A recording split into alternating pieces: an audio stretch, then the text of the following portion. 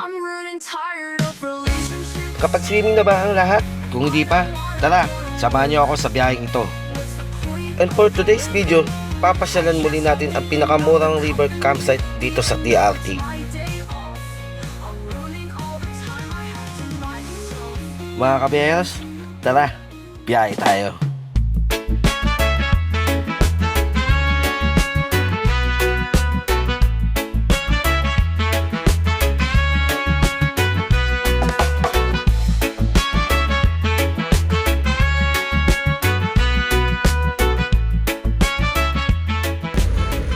What's up mga kabiyeros? Magandang araw sa inyo. Ngayon araw, muli tayo lalabas. Dahil long weekend ngayon, dahil Holy Week. Tagal-tagal na rin tayo walang upload na video. At medyo na-busy rin tayo. Nagkaroon tayo ng health issue. Kaya hindi rin tayo masyado nakalabas. At hindi rin tayo masyado nakabiyahe. Holy Week ngayon, dahil summer na rin, nagpasya na rin tayo na lumabas at maligo dahil bakasyon rin naman ng mga bata, dahil bakasyon rin ngayon. Babalikan natin yung nakaraan na unang attempt natin na sana magkakamping sana tayo dito sa DRT. Babalikan natin yung di natin na din sabi ko nga doon sa yung previous na video na yun, babalikan natin uli yun pag maganda na yung panahon. At ito yung pagkakataon. Dumaan tayo sa Clarendon Bypass Road. Hindi ko alam bakit nung kami pinadaan ni Google Maps. Siguro may mga ginagawang kalsada dito, something sa Santa Maria. At dito kami pinadaan sa San Ildefonso. Within 28 minutes, nandun na rin tayo dun sa campsite. Mahal rin ang gas ngayon, hindi rin tayo masyadong makabiyahe ng malayo. Dahil sa oil crisis na yan, lahat apektado. Kaya nagpasya tayo na bumiyahe na malapit-lapit lang na along Bulacan at malapit na sa Valenzuela. Dito sa DRT, marami kasi dito ang dami dito mga tourist spot sa tourist attraction. Marami, halos iba-iba. May mga waterfalls, may mga kailugan. Kaya maganda rin dito na instead na magsiswimming kami sana sa isang mga pool resort, mas inano na lang namin na syempre mas maganda pa rin kasi sa nature talaga maligo kaysa maliligo ka sa mga private pools, iba pa rin kasi yung nagagawa pa rin ng nature pa rin. Sure ako na parang mas malapit yung binigay ni Google Maps kesa doon siguro, or may mga ginagawang kalsada siguro doon. Dahil kaya nung pinin ko kasi yung Google Map, nagre-route ako na parang hindi niya ako pinapadaan doon sa mga daan talaga na dinadaanan namin. Siguro passable lang yun sa mga sa mga nakamotor, pero sa 4-wheel siguro hindi. Kasi hindi ko masyado nakita, pero nakita ko na nagre-route na lang yung mapa natin. Lalo ngayon maraming ginagawa mga kalsada dito sa Bulacan. Kaya siguro na sa iba tayo pinadaan. Ngayon diretso na lang natin itong kalsada na to. Within 26 minutes na tayo, medyo tanghali nga lang, pero okay na yun. Yes, makapagtampis ako, maibsan yung init ngayong kainitan ngayon, yung panahon ng init ngayon. Sobrang init kahit nasa loob kami ng sasakyan. Hindi pa rin wala pa rin ligtas sa init. Sabagay kasi magtatanghali na rin At as usual, plano na maaga umalis, hindi naman nagawa. Lagi naman ganun. Pero okay lang, basta matuloy lang kaysa magpaplano ka tapos hindi naman matutuloy. Nakakanaw ko na yung kabundukan na medyo hindi pa napit-lapit na rin naman kasi nasa 21 minutes lang. Nung highway lang naman yung na yun yung campsite ang campsite na yun kasi hindi siya hindi makakapasok yung 4 wheels. Talagang meron siyang designated na parking area talaga Tapos yung mga nakamotor doon sa campsite na yun, pwede may pasok. Malit lang kasi yung ano niya, yung entrance niya. Nung bumiyahe tayo doon, effective kasi nga nabuta kami ng ulan at medyo hapon na rin kami nakapunta doon.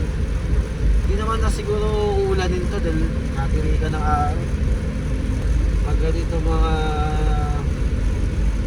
buwan ng March, April hanggang Mayo, mainit dito sa Diablo.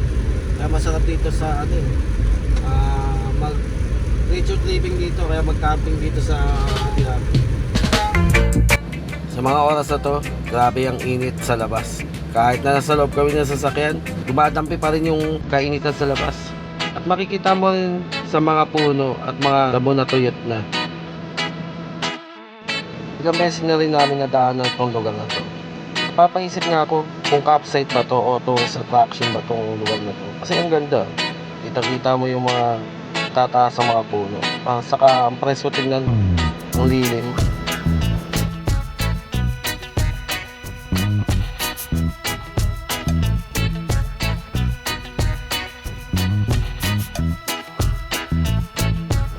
Napansin ko, madalang lang ang mga bumibiyahe ngayon. Madalang rin ang mga nakakasalubong namin mga motorista at mga sasakyan. Sana masolo namin yung river campsite na yun.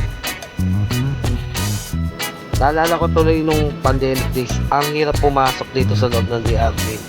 Dahil kabit-kabilaan ng mga checkpoint at kabit-kabilaan din ng mga pag-iikpit noon. Dahil marami dito tourist attraction at marami pasyalan dito. Marami rin mga waterfalls at mga kailugan dito sa lugar na ito. Marami pa kaming gustong puntahan sa loob ng DRT. Kung may pagkakataon nga lang, discovery pa yung iba pang lugar dito. Katulad yung napupuntahan natin yung river campsite. Natsambahan ko lang yun sa paghahanap gamit si Google Map.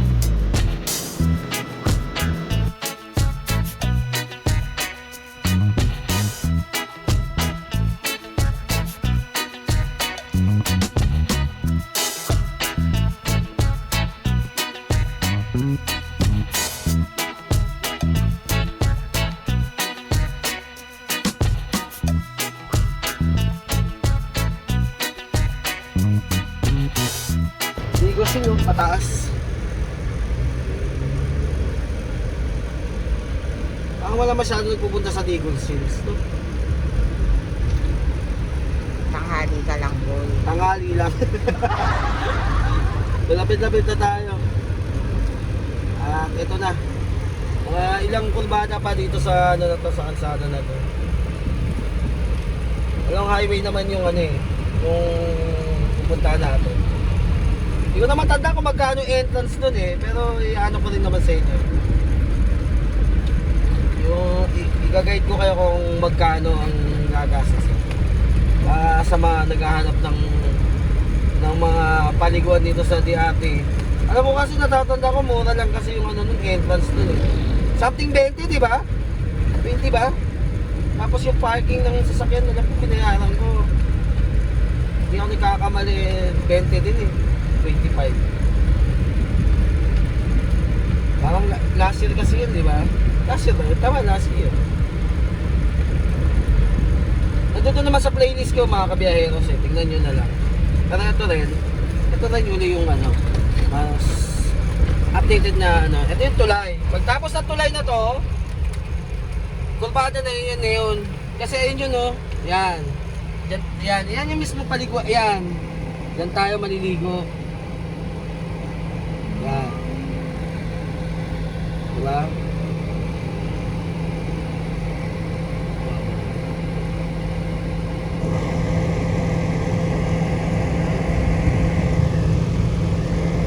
Yan mismo. Diyan tayo maliligo. Abante na tayo mga kabiyaheros. Kapit-kapit na, mag-alas 12 na. Ayan o. Medyo mataas-taas na yung tubig. Di katulad nung last na pumunta kami. Tumaas lang yung tubig nung bagyo na. Ito yun o. Tapos, pupunta tayo dun sa may tindahan. Ayan, Tambuhan Layon. Yan ang river campsite and swimming. Ngayon, bukas na pala yung desk, ano nila. Hindi na tayo mag-ano. 40 na. Magkano? Entrance 40, kids 20, oh, di ba? Murang-mura lang, di ba? Dito tayo mag-ano sa information test nila.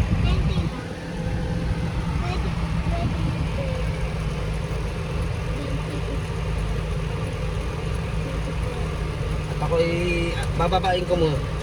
Bababain natin, ikaw na. Bababa tayo. Iano natin kung sa information test nila. Magbabayad na tayo. Ikaw na? Kasi nung nagbayad kami, dun sa may ano eh, dun sa may tindahan kami nagbayad nun eh. 50 parking. 40 tayo. 50 pesos parking ng sasakyan. 20 lang. Si Michael, 20 lang ito. Doon tayo magpa-parking.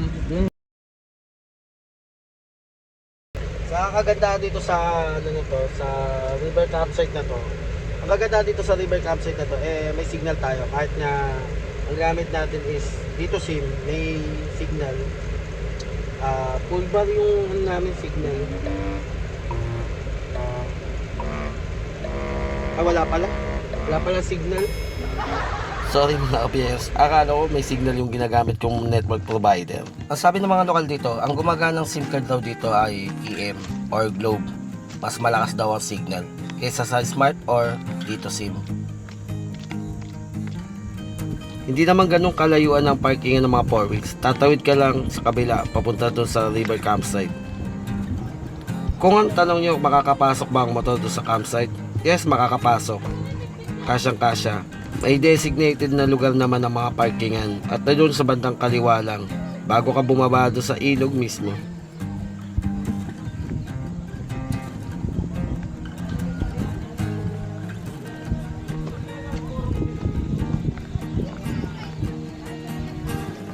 Hindi ko inaasahan na marami palang naliligo at pumunta ngayong araw na to. Dahil nga lang sa mura lang ang entrance fee at malapit lang. Kalimitan ng mga turista na pumupunta dito at naliligo ay mga taga San Ildefonso, San Rafael at karating na lugar ng San Miguel, Bulacan.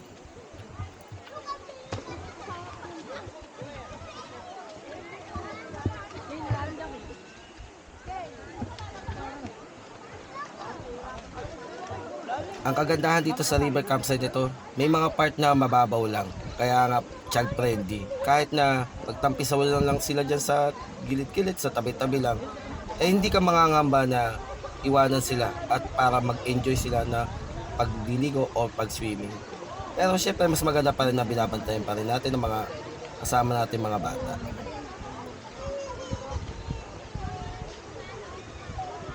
Napansin ko, mas marami ang bilang ng mga bata. Dahil nga safe na lugar na to at paliguan. At medyo marami-rami na rin ang bumibisita ngayon dito. Hindi ko na-expect na ganito pala to dinadayo tong river campsite ito. Maswerte lang kami, nakakuha kami ng spot. Dahil nauna muna sila commander at mga bata na bumaba at para makapaghanap ng magpupwestuhan namin.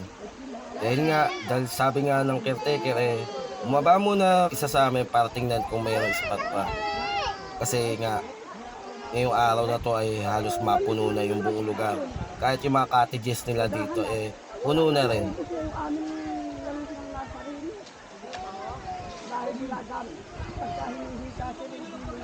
Ang kagandahan dito, libre lang mag-tent pitching. Wala kami binayaran sa tent pitching kundi entrance lang talaga. Bali 20 pesos sa mga bata at 40 pesos sa adult. At yung binayaran namin na parking ni Lakbay, umabot lang naman siya ng halaga na 50 pesos. Diba? Murang-mura na at nakapagtampisawa na at naibsa na ang init mo ngayong summer. Sa kagandahan nito, pag nagtayo ka ng tent pitching dito, halos nasa ilalim lang ng mga puno. Kaya may lilim yung pupwestuhan mo at hindi ka maaarawan. At pahabol pala, wala rin kami binayaran na corkage fee dito. Lahat ng baon nyo, pwede nyo dalhin kung gaano karami yan. Wala pa rin kayong babayaran. Kundi entrance lang at yung parking lang naman.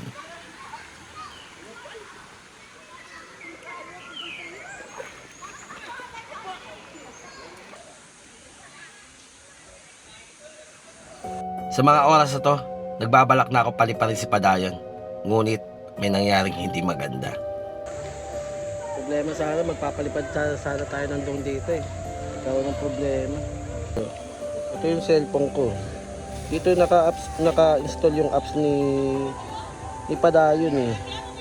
Problema, yan, nasagasaan ko raw. Ano to eh,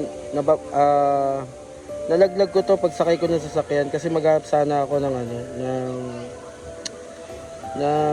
maloloadan sana at SIM card din sana, bagong SIM card para makapagpalipad tayo. Kaso problema, bago pa ako mag-start, pagsakay ko ng sasakyan, nalaglag daw tong cellphone ko. Tapos naatrasan ko pa. Ang nakakita nito yung tauhan sa may tindahan. Ayan, crack na crack. Kaya wala tayong footage ngayon dito na makapagpalipad tayo nandun sana. Ito sana to paliparan, no?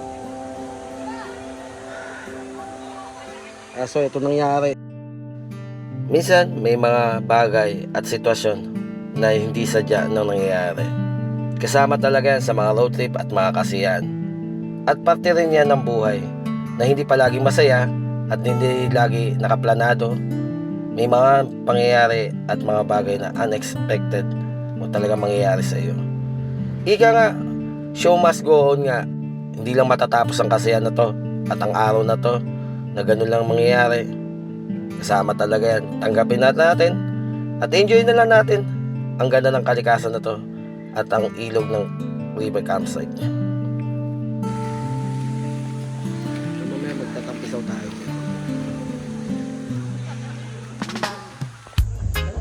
Kaysa magmukmok, ay mag-enjoy na lang tayo sa araw na to. Kasi nangyari na. Wala na tayong magagawa doon. Saka ang pinunta natin dito ay para makapag-relax, ma-refresh ang mga isipan, at magtampisaw. Dahil mainit ang panahon ngayon, para maibsan natin ang nararanasan nating panahon. Nakakamanghang lugar na to. Kasi mahaba pala to, hanggang dulo pa. Napansin na nga namin may mga cottages pa doon, pero hindi na namin pinuntahan. Dito lang kami naglibot-libot. Napansin ko rin, halos maraming mga bata nag-i-enjoy talaga. At pakiramdam nila safe sila sa level ng tubig, kaya inayaan lang ng mga magulang rin na nagtatampisaw yung mga bata. Pero syempre tinitingnan pa rin nila. Sigurado magugustuhan to ng mga chikiting nyo pag dinala nyo dito. Recommended to para sa mga bata na toddler at yung mga bata na hindi pa marunong lumangoy.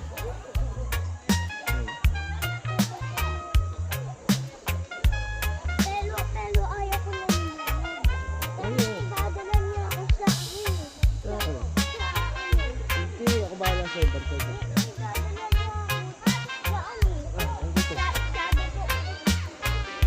Sabi ko, malulunod na ako.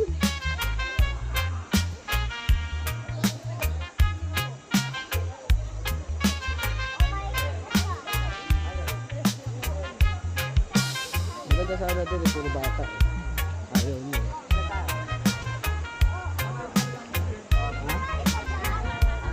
Saan banda? Ito din ang mga pala.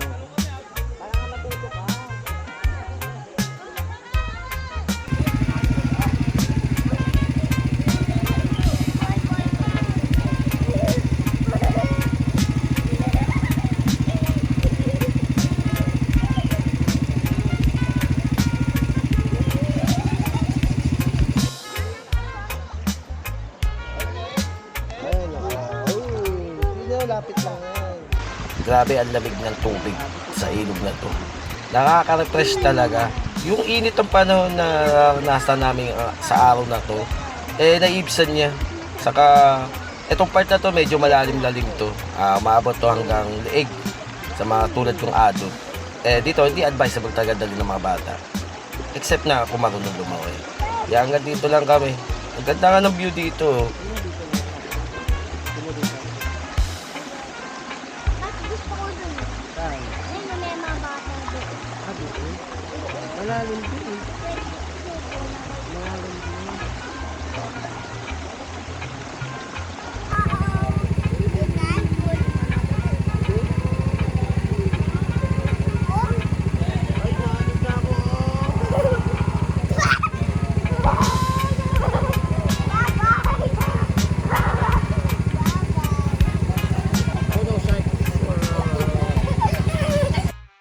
lahat tayo may karapatan magpahinga, makapag-relax, at makahanap ng paraan na mailagay natin ang sarili natin sa kapahingahan.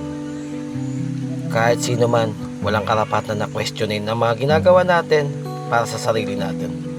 As long na hindi tayo nakakapirwisyo, as long hindi tayo nakakapahamak ng tao. Magkakaiba man ang pamamaraan natin na makahanap ng makakapagpahinga ang mga katawan natin at mga isipan natin, pero iisa lang naman ang hangarin natin: maging masaya kahit sa kabila ng pinagdadaanan natin at mga nararanasan natin sa buhay. Iba-iba nga lang ang pamamaraan natin. Minsan wag natin kalimutan yung mga sarili natin na pasayain, kahit sa mga simpleng bagay lang. Dahil ang buhay talagang ganyan talaga. Minsan nasa taas, minsan nasa baba, pero dapat palaging masaya.